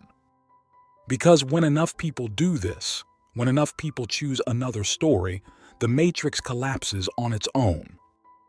Not because someone destroyed it, but because it simply stopped mattering. And when that happens, the world will be free again. And so, we've reached the end of this journey, but it's not really an end.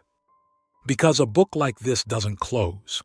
It stays with you, in your thoughts, in your skin, in every choice you make from now on. Maybe something inside you has been stirred.